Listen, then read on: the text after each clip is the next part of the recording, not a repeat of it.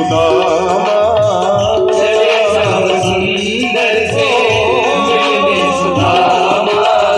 जपत नाम प्रभु का सवेरे सवेरे। मार्ग में उनको एक दरिया मिली, एक तरिया मिली, तो उस तरिया के किनारे ही बैठ करके एक वृक्ष का ओट लेकर के नीचे बैठ गए।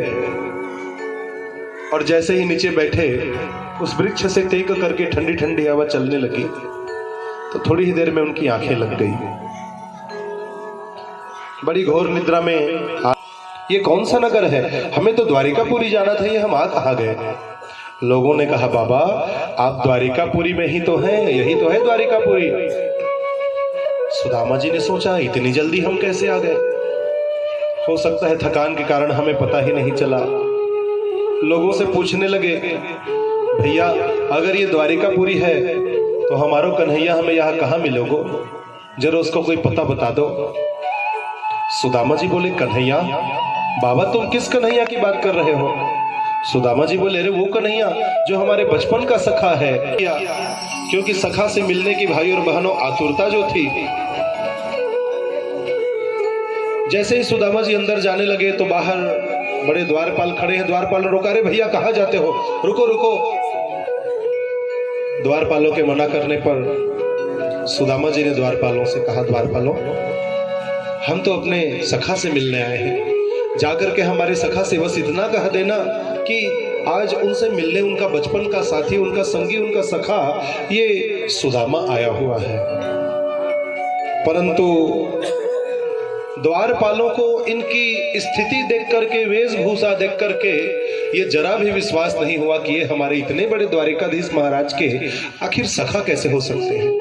और तब सुदामा जी महाराज उन द्वारपालों को मना रहे हैं, उन द्वारपालों से कह रहे हैं,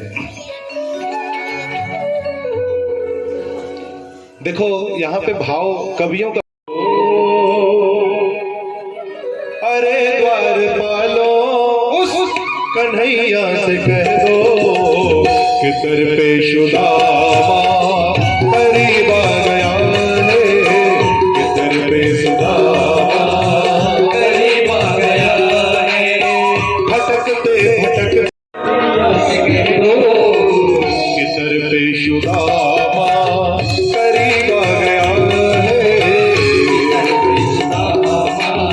करीब आ गया है। बोलो द्वारिकाधीश महाराज की।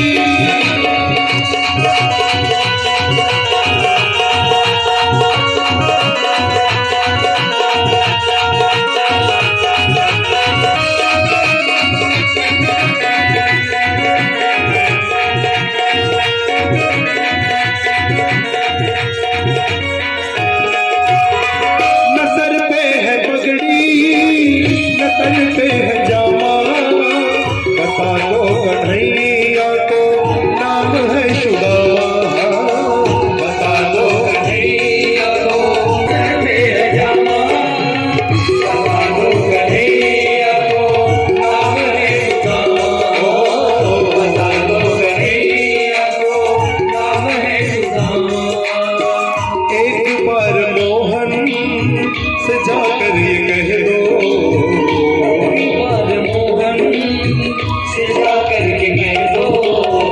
कि मिलने सखावत नसीब आ गया है, सखावत नसीब आ गया है। अरे द्वारपालों कन्हैया से कह दो, अरे द्वारपालों कन्हैया से कह दो कि दर पे सुदामा करीब आ गया है, कि दर पे सुदामा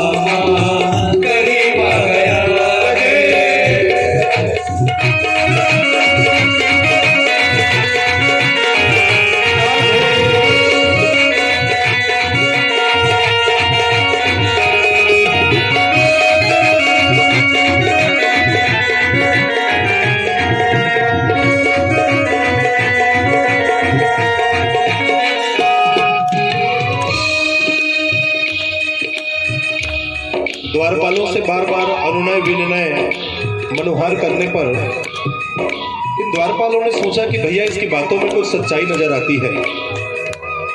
एक द्वारपाल दौड़ करके द्वारिकाधीश महाराज के पास गया और कहने लगा, द्वारिकाधीश महाराज की। द्वारिकाधीश भगवान ने कहा, कहो द्वारपाल, क्या सोचना है? द्वारपाल कहता है,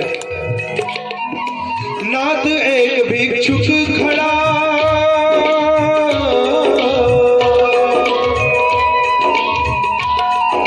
नाथ एक भिक्षुक खड़ा, कहता प्रभु से काम, हमें बताया कुछ नहीं, विप्र सुदामा। और जैसे ही सुदामा के नाम को प्रभु ने सुना है तो सुनते ही अपने सिंहासन पर भगवान खड़े हो गए और भगवान द्वार की ओर दौड़ रहे हैं।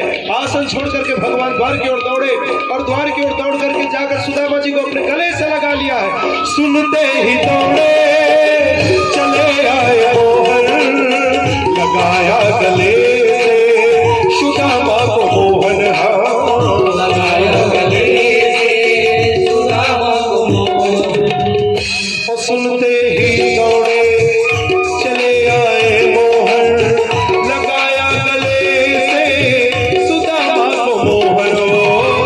सुनते ही दौड़े चले आए मोहन, लगाया गले से सुदामा को मोहन, लगाया गले से सुदामा को मोहन। हुआ रुक्मणी को आया करता, रोज खेल कर जाया करता, बालक खाए जब आया करता, रोज खेल जाया करता। तकरार सुदामा रे भाई गणे दिना में आया, तकरार सुदामा रे भाई गणे दिनों में आया, मेरे यार सुदामा रे भाई गणे दिना में आया, मेरे यार सुदामा रे भाई गणे दिनों में आया, मेरे यार सुदामा रे भाई गणे दिना में आया, मेरे यार सुदामा रे भाई गणे दिनों में आया। आज भगवान द्वार की ओर दौड़ करके गए, सुदामा जी को अपने गले से लगा करके भगवान महल के भीतर लेकर के आए हैं। ऊंचे राज सिंहासन पर उन्हें बिठाया है। भगवान स्वयं उनके चरणों के पास बैठ गए और भगवान उनके चरणों के पास बैठ करके भाइयों और बहनों, आज भगवान उनके चरणों को देख रहे हैं।